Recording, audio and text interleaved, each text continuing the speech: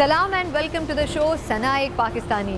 Shalimar express, Golimar express, Tezgam, Tez Rau, न जाने कितनी सारी ट्रेन हैं जो कि पाकिस्तान में चलती हैं। लेकिन जब मेरे जहन में ये आता है कि मैं ट्रेन का सफ़र करूं तो मुझे एकदम बुखार चढ़ जाता है। वो इसलिए कि इंसान ये सोचता है कि ट्रेन कितने घंटे लेट होगी, 2 घंटे, 4 घंटे, 6 घंटे। लेकिन नहीं, सिर्फ इतने नहीं बल्कि 24 और 36 घंटे लेट होती हैं हमारी ट्रेनें। लेकिन जब मैं यहाँ पर आई तो मुझे ये एहसास हुआ कि यहाँ के लोग तो बहुत ज़्यादा ट्रेन में सफ़र करते हैं और बहुत तारीफ़ भी करते हैं। कई कार्स वाले लोग, कई बड़ी बड़ी पोजीशंस के लोग भी ट्रेन में सफ़र करने को प्रेफर करते हैं। आखिर क्यों? मैं सोचती हूँ कि आज इस ट्रेन के सफ़र को करके देखते हैं। आखिर ऐसी क्या ख़ास बात है यहाँ की मेट्रो चेन में जो कि पाकिस्तान में नहीं? और अगर अच्छी चीज़ है तो हम फिर क्यों ना एक्सपीरियंस करें इसे भी और शेयर करें आप तमाम पाकिस्तानियों से। हो सकता है कि हमारी ट्रेन भी यूएस की ट्रेन को पीछे छोड़ दें। हमेशा पॉजिटिव सोचना चाहिए और इसीलिए मैं भी सोच रही हूँ। आइए चलते हैं, सफ़र में देखते हैं कि क्या कुछ देखने को मिलता है।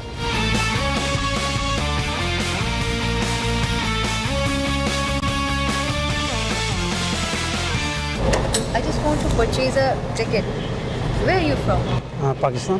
अरे माशाल्लाह, ज़बरदस्त। चले आपसे मिलकर खुशी हुई, अपनी ज़बान में बात करके मुझे ज़्यादा तो आप भी पाकिस्तान से हैं क्या? जी, मैं बिल्कुल पाकिस्तान। बहुत खुशी है आपसे मिलकर। यहाँ पे इतने बड़े बड़े चार्ट्स लगे हुए हैं, मगर पहली दफ़ा आने वाले को शायद थोड़ा कन्फ्यूजन होता है। थोड़ी हेल्प आउट कर देंगे मुझे?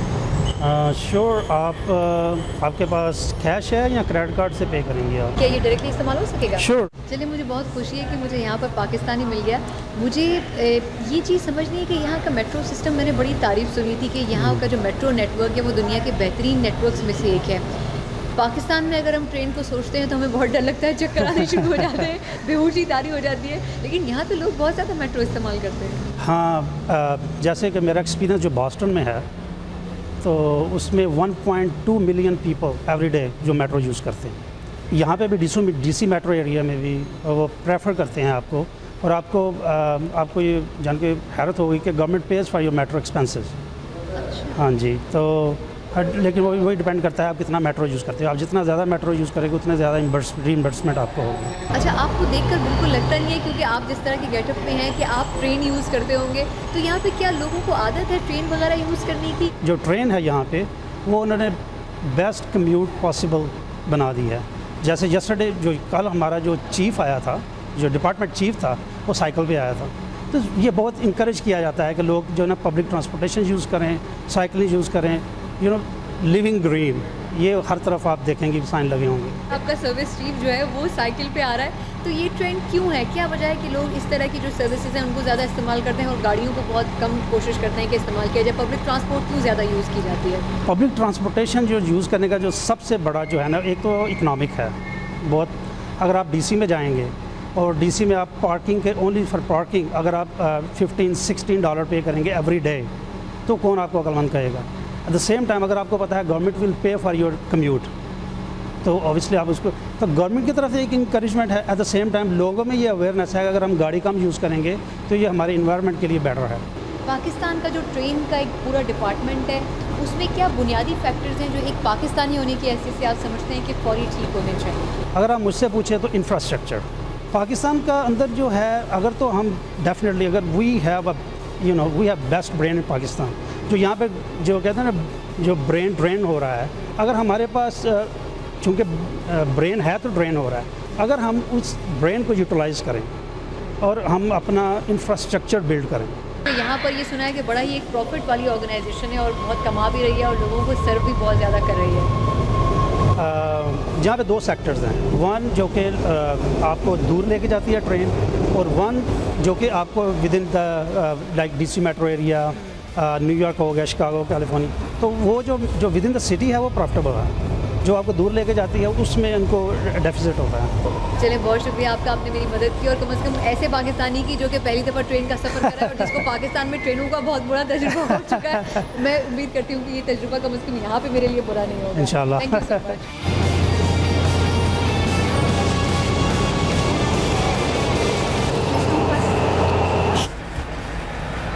सना, आप सना है राइट? हाँ, आप? हाँ, मैं भी पाकिस्तान से हूँ। अच्छा, कैसी हैं? मैं ठीक हूँ। चलिए, मुझे बड़ी हैरत है, ऐसे यहाँ बहुत कम लोग पहचानते हैं क्योंकि अक्सर तो पाकिस्तानी बहुत कम ही मिलते हैं। हाँ। तो आप यहाँ पर मतलब पढ़ती हैं या कोई जॉब वगैरह करती हैं? हाँ, मैं मेरीलैंड यूनिवर्सिटी में कुछ कोर्सेज ले रही हूँ। अच्छा, है क्योंकि आज मेरा पहला दिन था मेट्रो। मैंने सोचा कि यहाँ पे बहुत तारीफ सुनी थी और जिससे भी बात करती थी वो ज़्यादातर यही कहती था कि मैं मेट्रो में सफ़र कर रहा हूँ, ट्रेन में सफ़र कर रही हूँ। तो मैंने कहा मैं एक दिन जाकर देखूँ कि आखिर मेट्रो में क्या ऐसी बात है, क्योंकि हम लोग तो ट्रेन में बहुत कम सफ़र करते हैं। मुझे दिन में कई बार मेट्रो का सफ़र करना पड़ता है और अगर आप सही पूछ रहे हैं तो मुझे मेरे घर का फासला और मेट्रो मेरी यूनिवर्सिटी का फासला काफ़ी दूर है। तो मेट्रो मुझे बहुत हेल्प करती है कि मैं उसको यूनिवर्सिटी के और उस फासले को ज़रा कम कर लूँ। मुझे एक चीज़ अभी मुझे इससे पहले भी एक साहब मिले थे, वो भी पाकिस्तान से थे, उन्होंने मुझे थोड़ी हेल्प भी की टिकट वगैरह लेने में। मैं उनसे भी ये पूछी थी और आपसे भी जानना चाहूँगी कि आखिर यहाँ का जो ट्रेन सिस्टम है वो इतना स्ट्रॉन्ग कैसे है। और जाहिर सी बात है कि मुझे सिर्फ इसकी तारीफ़ नहीं करनी है, मुझे ये समझना है कि हम अपने मुल्क में इस ट्रेन सिस्टम को किस तरह कर सकते हैं, क्योंकि आप भी यहाँ काफ़ी अर्से से रह रही हैं और मेट्रो यूज़ कर रही हैं।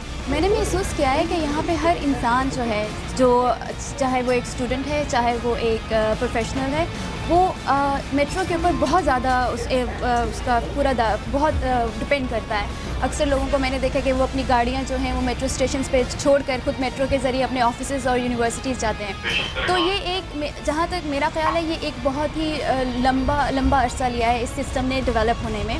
और जहाँ तक पाकिस्तान का ताल्लुक़ है तो क्यों नहीं किया जा सकता पाकिस्तान में इस तरह के, क्योंकि जहाँ पे पाकिस्तान में पब्लिक ट्रांसपोर्ट जो है वो इतनी मजबूत नहीं है, इतनी स्ट्रॉन्ग नहीं है। आपने जैसे मुझसे भी कहा कि आप स्टूडेंट भी हैं और यहाँ पर रह भी रही हैं, तो पाकिस्तान में होने की हैसियत से आपको कभी मुश्किल पेश आई या यहाँ पे अमेरिकन स्टूडेंट्स के साथ आप पढ़ रही हो तो आपने डिफेंड किया हो कभी अपने मुल्क को, और अगर उस हवाले से कोई नेगेटिव सोच उनके दिमाग में हो तो आपने उसको ख़त्म करने की कोशिश की? अगर आप किसी भी नए मुल्क में जाएं तो आपके जहन में अगर ये तासुर है कि वो नया मुल्क आपके मुल्क के बारे में बहुत मुस्बत तासुर रखता है तो ये एक बहुत बड़ी गलती है, क्योंकि अगर जहाँ पे मुस्बत तासुर होता है वहाँ पे मनफी तासुर भी होता है। तो अमेरिका में भी अक्सर जगहों पर आपको एक ख़ास तौर पे मनफी सवालात का सामना करना पड़ता है। कुछ हक़ाइक़ के हवाले से वो कुछ लोग आपसे सवाल करते हैं, तो उस मौके पर एक पाकिस्तानी होने की हैसियत से हमें एक बहुत अच्छे तरीके से खुद को रिप्रेजेंट करना पड़ता है और उनको बताना पड़ता है कि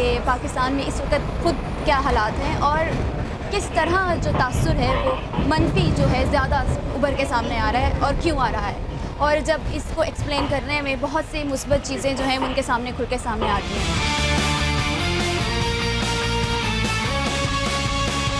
चलिए, ट्रेन में तो आप मेरे साथ घूम लिए, अब ज़रा कुछ और जगहों की सैर हो जाए। गोरा होने के लिए अब नहीं करनी पड़ेगी हैसल, सांवला होना अमेरिका में हो गया है स्पेशल, और बच्चों के आराम करने का गया जमाना अब है उन्हें खेल कूद में लगाना।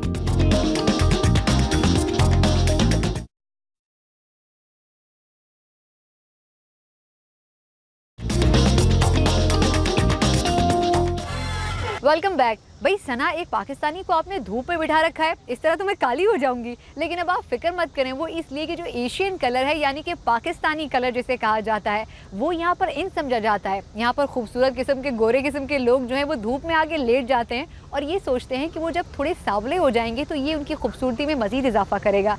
तो यहाँ आने के बाद ये बड़ी एक दिलचस्प बात थी जो मुझे पता चली, क्या कुछ मैंने यहाँ पर देखा और टैनिंग यहाँ पर कितनी इन है, इस बारे में आपको सारा ज़मान की एक रिपोर्ट दिखाती हूँ।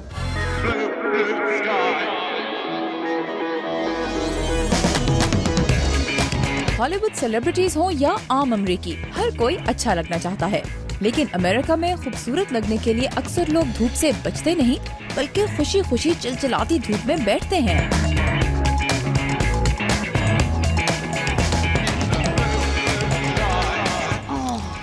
शुक्र है कुछ साया हुआ है और कोई नेक बंदा ये यहाँ पे छोड़ गया है, वरना 37 डिग्री सेंटीग्रेड और इस धूप में किसका दिल करता है बाहर बैठने को। उन लोगों का जिन्हें चाहिए अपनी स्किन में कलर कुछ वैसा ही जो मेरी और आपकी स्किन का है, और इसीलिए ये सब कर रहे हैं tanning. It's nice to get some, color on your skin. Colors pop a little bit better, so with clothing. और जो लोग धूप में घंटों नहीं बैठना चाहते वो जाते हैं टैनिंग सैलून्स में।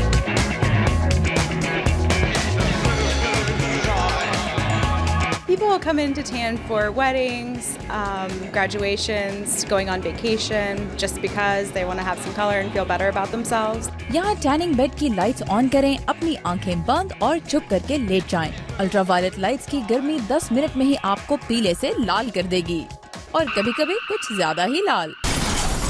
इन्हें किसी ने रोका नहीं। I've been tanning my whole life, tanning my whole life, tanning my whole life. Tanning bed की लाइट्स की तरफ देखना आंखों के लिए अच्छा नहीं है, लेकिन मैं सिर्फ अपना हाथ इसमें एक्सटेंड करके देख रही हूँ कि इसकी गर्मी मुझे दूर से भी महसूस हो रही है। I wouldn't use a tanning bed. Tanning beds बहुत ज्यादा इस्तेमाल करने से स्किन कैंसर भी हो सकता है, इसीलिए बहुत से लोग इनके बजाय टैनिंग लोशंस और स्प्रेज यूज करते हैं, और कुछ लोग ये सब करने के बजाय सिर्फ धूप में एक दूसरे की कंपनी एंजॉय करते हैं।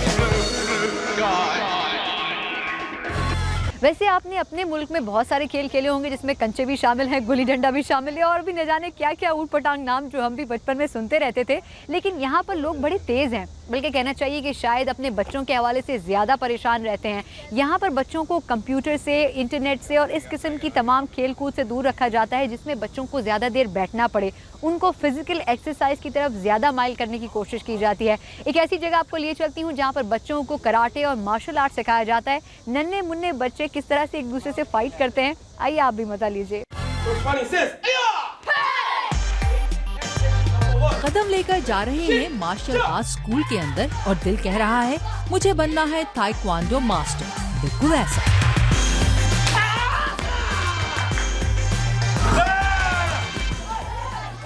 ये है वॉशिंगटन डीसी से सिर्फ 20 मिनट के फासले पर वाक़े इस मार्शल आर्ट स्कूल में आने वाले बच्चों की अक्सरियत का गोल। लेकिन अक्सर वालिदैन और ट्रेनर्स के गोल होते हैं खासे मुख्तलिफ, जैसे बच्चों को सेल्फ डिफेंस के गुर सिखाना, इनमें सेल्फ डिसिप्लिन पैदा करना, इनकी खुद एतमादी को बढ़ाना या इनकी तवज्जो या फोकस बेहतर करने में मदद देना। और ये है वो गोल जिस पर कम से कम यहाँ अमेरिका में सबसे ज्यादा बहस होती रही है और अब भी जारी है। Taekwondo is right now one of the biggest martial arts. Master Il Chong Am ने ये स्कूल 9 साल पहले कायम किया था। This is development your focus.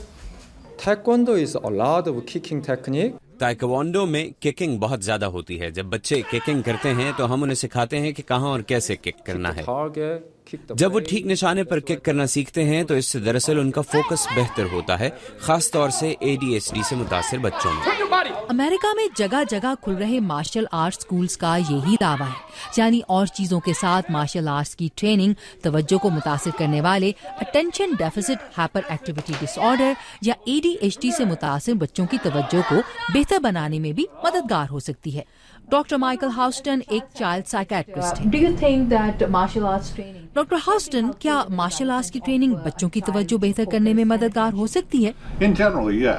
अगरचे इस हवाले से कोई ठोस साइंसी सबूत मौजूद नहीं, लेकिन हमारे ख्याल में इससे बच्चों के फोकस, तवज्जो और इज्जत नफ्स के बेहतर होने में मदद मिलती है, खास तौर से ADHD से मुतासिर बच्चों में। और इसी यकीन के बायस डॉक्टर हाउस्टन और इनके साथी डॉक्टर्स ADHD से मुतासिर बच्चों के लिए मार्शल आर्ट्स या टेनिस जैसे स्पोर्ट्स में हिस्सा लेने का मशवरा देते हैं। वो कहते हैं कि अक्सर बच्चों में इसके मुस्बत नताइज देखे गए हैं। इस सफ़र में आप मेरे साथ हैं, मैं जो कुछ देख रही हूँ, जो कुछ कर रही हूँ, वो सब कुछ आपसे शेयर कर रही हूँ। आगे भी बहुत कुछ बाकी है इस शो में, लेकिन ये सब कुछ होगा एक छोटे से ब्रेक के बाद। पाकिस्तानी फिल्म इंडस्ट्री का वो सितारा जो अरसे से पाकिस्तानियों की नजरों से ओझल है और पाकिस्तानी ड्रग्स पर बने हुए डिजाइन अमरीकियों को भी भा गए।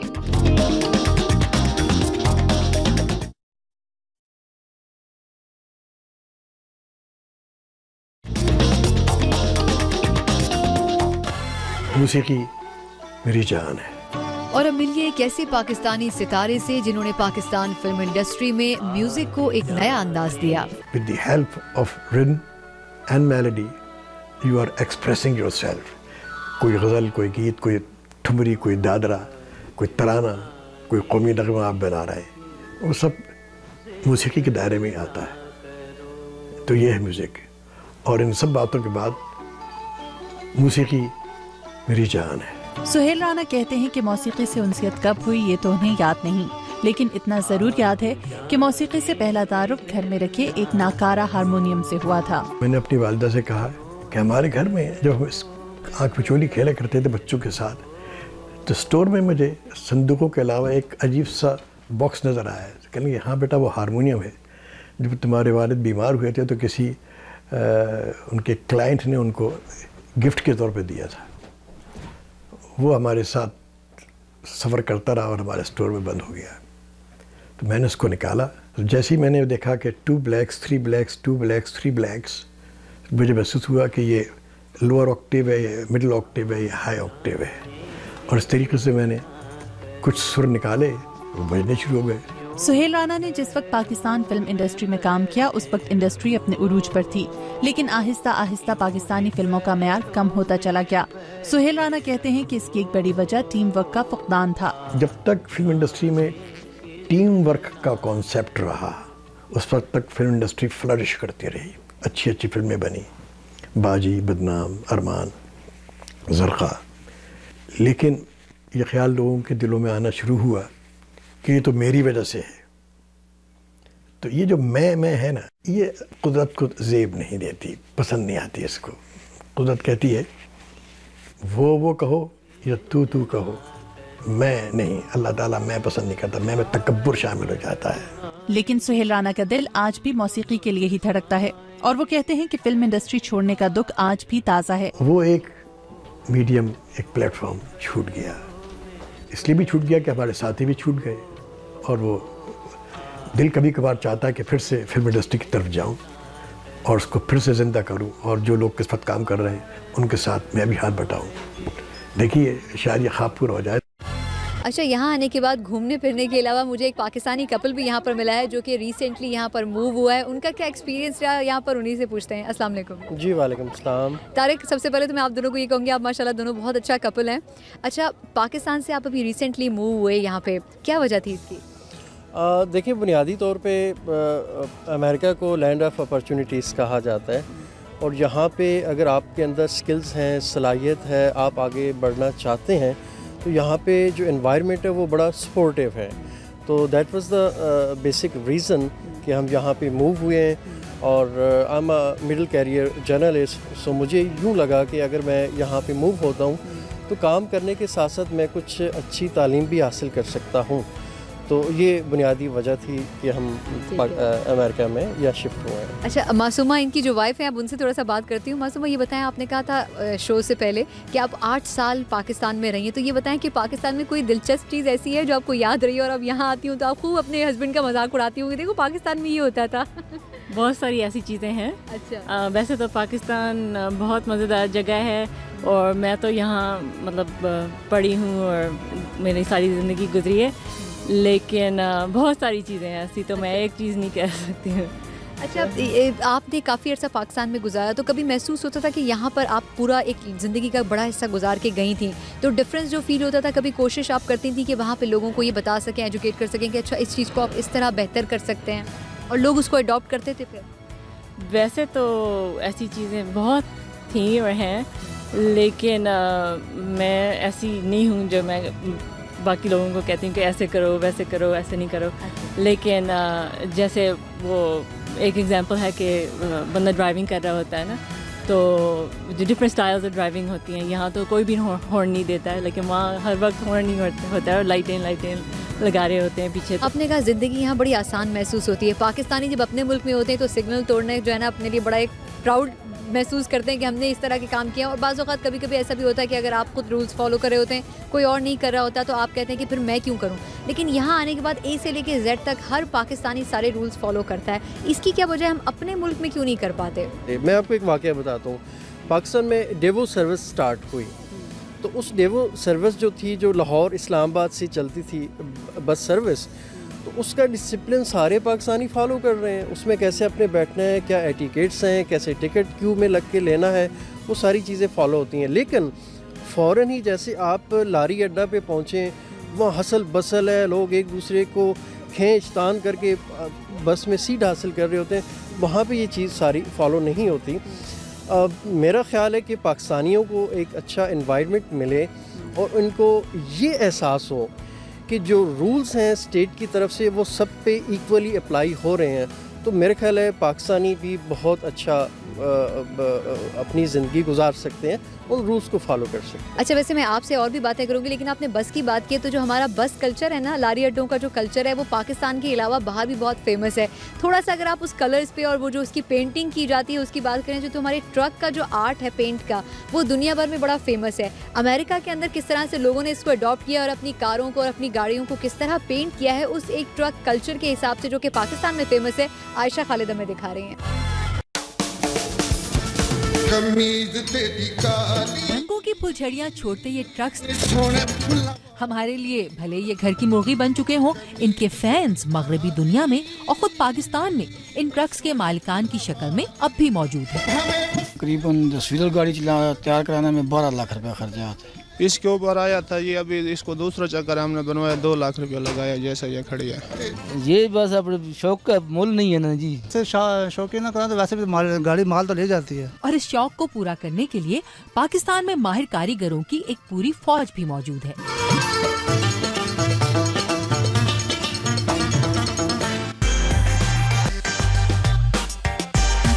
अगर आपका ख्याल है कि अमेरिका में तो इन ट्रक्स के मुकाबले की कोई चीज़ नहीं, तो आप है खासे सही। लेकिन यहाँ पर भी कभी कभार सड़कों पर ऐसी गाड़ियाँ ज़रूर देखने को मिल जाती हैं जिनको देखकर चलती हुई ट्रैफिक और लोगों के उठते हुए कदम रुक से जाते हैं। गाड़ी को चलाना बाबू जरा हल्के हल्के हल्के, कहीं दिल का जाम न छलके, दिल का जाम कहीं ना छलके। इस रंग बिरंगी गाड़ी को ये अमरीकी बाबू चलाए आहिस्ता चाहे तेज, ये लोगों के दिलों के जाम को छलकाती जरूर है। ये अमरीकी बाबू हैं क्लार्क बेडफोर्ड, एक कार आर्टिस्ट। गाड़ियों को आर्ट के नमूने में तब्दील करना जिनका पसंदीदा मशगला है। Clark, let's talk about these beauties. Who has done this to your cars, by the way? I am the person who did all of this. What? You actually just need. इसके लिए किसी प्रोफेशनल ट्रेनिंग की जरूरत नहीं, जरूरत सिर्फ शौक और एक ड्रिल और एक ग्राइंडर की होती है, और यही मेरे औजार हैं।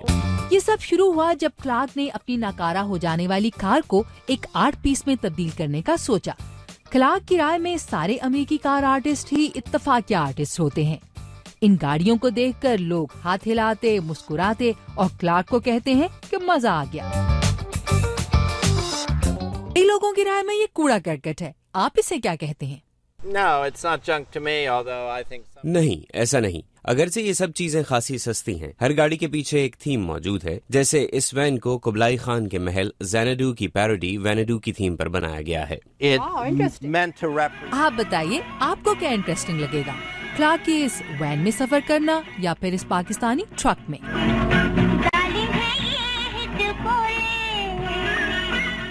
अच्छा तारिक, आप बताएं कि जब आप यहाँ पर आपने 1-2 विजिट किए थे, उसके बाद आप पाकिस्तान रहे, फिर आपने फाइनली फैसला किया, तो आप ये बताएं कि यहाँ पे कुछ चीज़ें अच्छी अगर आप सीख कर जाते थे, अच्छाई को कहते हैं कि हमेशा फ़ौरन पिक कर लेना चाहिए और उसको अपने ऊपर अप्लाई करना चाहिए, तो पाकिस्तान में जाने के बाद आप लोगों से एक्सपीरियंस शेयर करते थे? जी बिल्कुल। जब मैं पहली दफ़ा अमेरिका आया था तो मेरी तो आँखें फटी की फटी रह गई थी, और मुझे जो बहुत बुनियादी फ़र्क महसूस हुआ है वो यहाँ लाइफ बड़ी डिसिप्लिन है, नंबर 1। नंबर 2, मैंने यहाँ देखा है कि लोग एक दूसरे की बहुत ज़्यादा रिस्पेक्ट करते हैं। मैंने यहाँ पे देखा है कि आप अगर साइड वॉक पे चल रहे हैं तो वहाँ पे आप पेडेस्ट्रियंस के जो राइट्स हैं उनको बहुत ज़्यादा ऑब्ज़र्व किया जाता है। पाकिस्तान में आप देखें कि आप सपोज़ लाहौर के किसी बिज़ी रोड से आपने सड़क को क्रॉस करना है, इवन रावलपिंडी के जो मरी रोड है उसको क्रॉस करना है, तो आपको कम से कम वहाँ खड़े होकर देखना पड़ता है कि खुदाई इतनी ट्रैफिक है तो इसको मैं कैसे क्रॉस करूँगा। वहाँ भी कोई ऐसी चीज़ नहीं है कि ट्रैफिक रुक जाए। अच्छा, इस पे मुझसे बर्दाश्त नहीं हो, मैं आपको बताऊंगी, क्योंकि मैं वॉक करके ऑफिस आती हूँ और जाती हूँ, तो मैं अगर दूर कोने पे भी होती हूँ ना तो गाड़ी वाले रुक जाते हैं और कहते हैं कि पहले पैदल चलने वाले को रास्ता मिले। अगर हम होते हैं तो हम रोक रोक के रिक्शा और गाड़ियों को इशारे कर करके कूदते थे सड़क के ऊपर, पाकिस्तान के अंदर रहते हुए। लेकिन फिर भी ख़वातीन की फिर भी रिस्पेक्ट पाकिस्तान में कम से कम होती थी। हाँ जी, पाकिस्तान में देखें ख़वातीन की इज़्ज़त ज़रूर होती है, ये हमारे एक कल्चर का हिस्सा है। लेकिन बात यह है कि आप जब रिस्पेक्ट कर रहे हैं तो आप ये ना देखें, जेंडर को ना देखें ना, चाहे वो औरत है चाहे वो मर्द है। बहुत बहुत शुक्रिया आप दोनों का।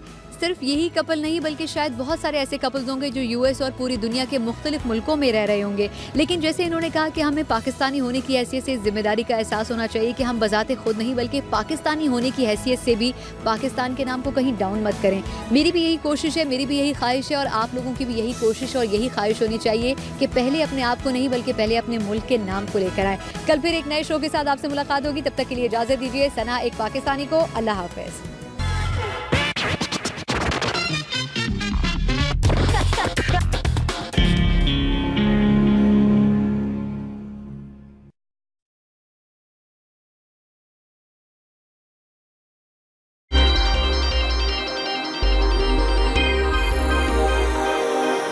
I remember some people in my family talking about how they listened to the Voice of America, through clandestine means. So it was very exciting that I had the opportunity to be part of this amazing enterprise. People in this country really don't know what the Voice of America is, what its impact has been, and how much it's influenced